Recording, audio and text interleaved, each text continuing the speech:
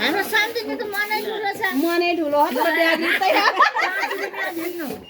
मनै ठुलो ब्यागै ठुलो भएछ यहाँ पछि गरौँला है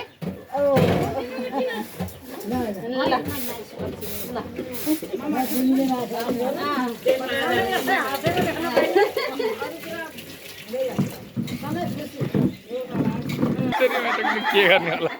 नत्र अलि भन आज ब्याग बन्द भएर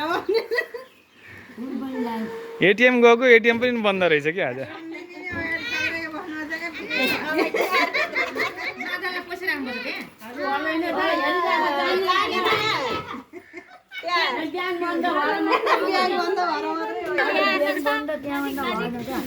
₹5 लिएर 5 लाख जति